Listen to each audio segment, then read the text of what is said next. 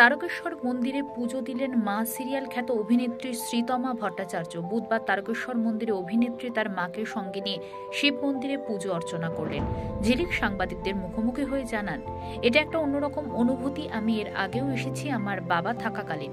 বাবার কাছে আসা হয়েছে শেষবার সেই কোভিডের আগে। অনেকদিন ধরেই প্ল্যান করছিলাম আসবো, বাবা না টানলে তো আসা যায় না।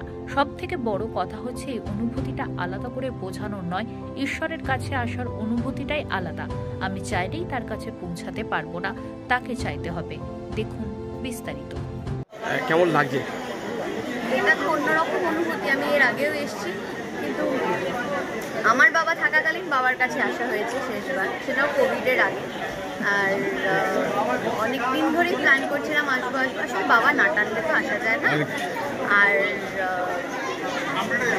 সব থেকে বড় কথা হচ্ছে যে এই অনুভূতিটা আলাদা করে বোঝানোর মতো। ঈশ্বরের কাছে আসার অনুভূতিটা একটা অন্যরকম, কারণ আমি চাইলেই তার কাছে পৌঁছতে পারবো না, তাকে চাইতে হবে আমাকে তার কাছে পৌঁছতে।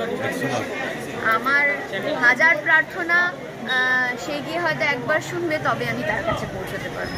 সে হয়তো আজকে চেয়েছে তাই আমি পৌঁছেছি, এটা আমার বিশাল বড় প্রাপ্তি। আর পুরোহিত মশাই আছেন, উনি আজকে আমাকে পুজো করিয়ে দেবেন বলেছেন। আমি খুব খুশি।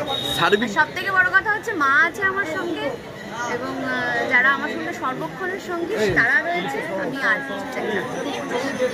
আপনাকে তো অনেকেই দেখে টিভি সিরিয়ালের পর্দায়, আজকে এই তারকেশ্বরে এলেন, সার্বিকভাবে কি চাইবেন বাবার কাছে? বাবার কাছে একটাই জিনিস চাইবো, সার্বিক মঙ্গল চাই।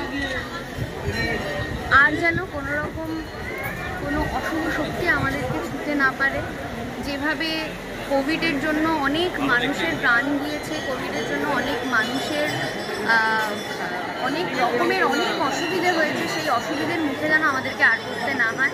বাবা যেন গোটা পৃথিবীকে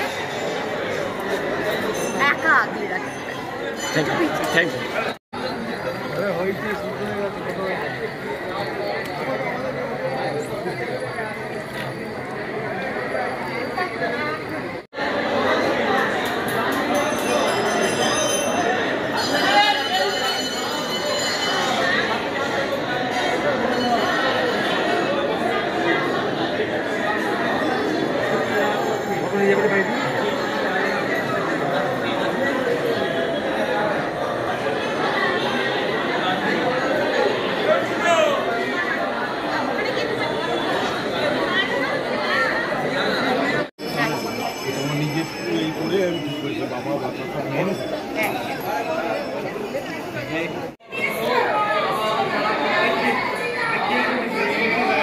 এই বিষয়টা